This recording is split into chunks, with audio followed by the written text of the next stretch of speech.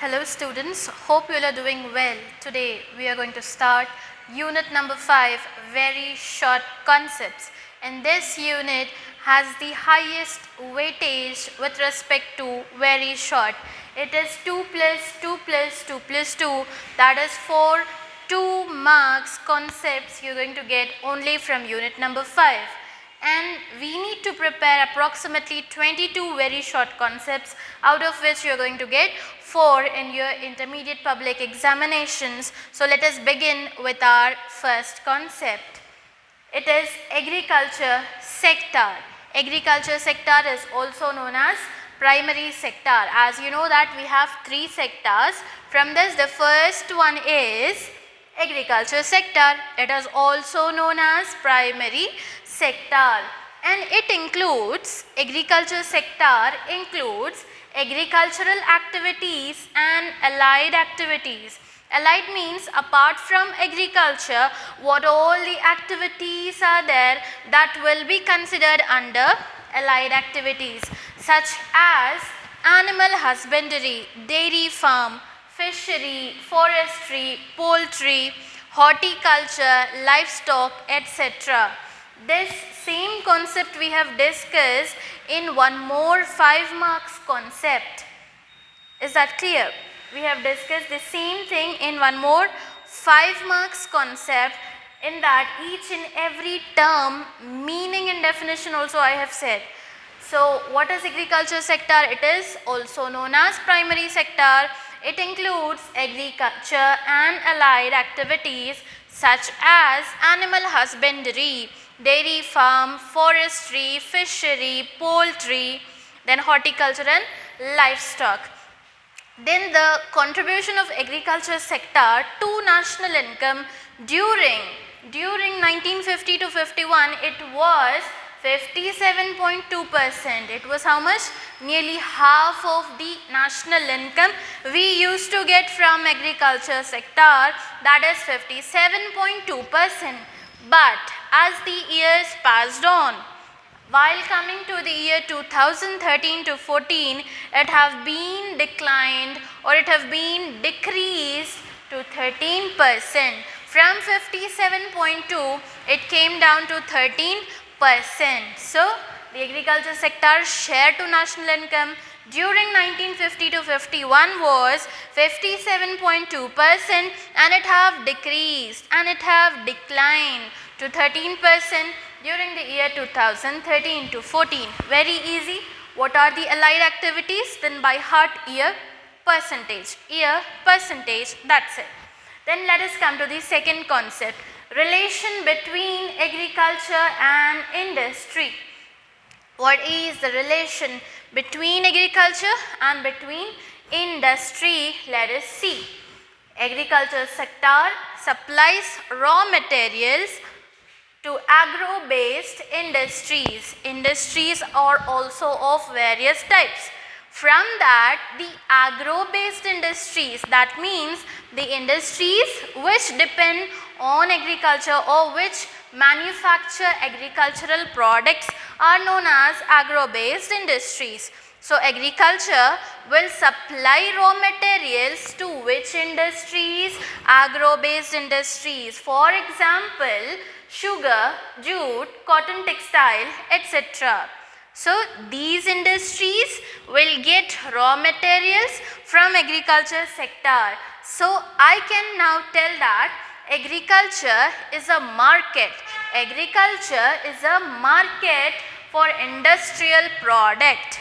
If you want to buy industrial products, you need to get the raw material first from the agriculture.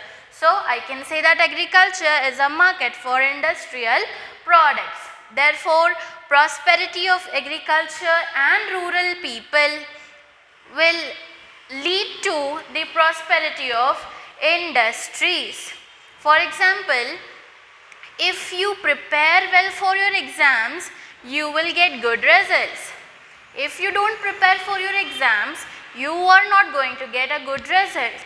In the same way, how there is a direct relationship between your preparation and exam, in the same way, if agriculture will develop, agriculture and rural people will develop, then obviously the industries will also develop. So prosperity of agriculture and rural people will lead to other prosperity of industries. The next concept, IADP. IADP, that means Intensive Agriculture Development Program. What is the full form of IADP? Intensive Agriculture Development Program. So this IADP has been introduced in the year 1961. It has been introduced in which year? 1961. Then it was a pilot project. It was a pilot project, means it was the main project in 7 districts. This project have been introduced in how many districts? In 7 districts. As a part of new agricultural strategy, means there are new strategies under agriculture, new technology will be introduced, new methods, new fertilizers, new innovations. So this IADP is also a part of new agricultural strategy, means how to increase the productivity of agriculture. They will be making some or the other solutions for that. So it is a part of new agricultural strategy which has been introduced in 1961. Then the next concept is abolition of intermediaries. Abolition means completely removing something. So we are removing whom? Intermediaries. We are removing whom? Intermediaries. Like intermediaries are the middle person. Intermediaries are the middle person. Between A person and B person, there is someone in middle, okay, who will connect both A as well as B. Now let us see. Under the British rule in India, means at the time of British rule in India, there were intermediaries such as zamindars and jagirdars. There were intermediaries. Who were the intermediaries? Zamindars and jagirdars. So they were as a middle person. There were the intermediary between the farmer and the government. Between the farmer and the government, there are middlemen. There are intermediaries. Who are those? Zamindars and jagirdars. So they used to cheat both the farmers and the government. They used to cheat them. So therefore, the state government have completely removed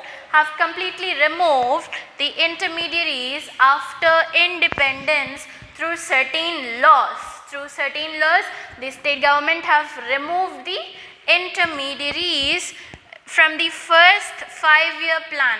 When the first 5-year plan have been introduced in the year 1951. So from 1951 to 1956, there were certain laws which have removed zamindari system or which have removed intermediaries. So this is the concept of abolition of intermediaries. Then liberalization. Liberalization means relaxation of previous government restrictions. Means the previous whatever the restrictions the government have laid, those restrictions have been removed now, or you can say relaxed. All the previous government restrictions have been relaxed. And removal of tariffs, subsidies and government restrictions. Tariff means the taxes on imports and exports. Subsidies is the amount which is given by the government to individual or firm in the form of cash or asset, anything. So the liberalization for tariffs, subsidies and all other restrictions have been removed, and there was free flow of goods and services. Means without any barrier, without any hurdle, without any obstacle, we need to have free flow of goods and services, which is known as liberalization. So this is the part 1 of unit number 5. We have discussed 5 concepts. In our next class, that is part 2, we'll continue from 6th concept and we'll try to complete all the very short concepts from unit number 5. Please note down all the points, write it for 5 times and learn it for at least 10 times every day, every day. See you in my next class with some more and interesting topics. Till that, stay home, stay safe and keep practicing.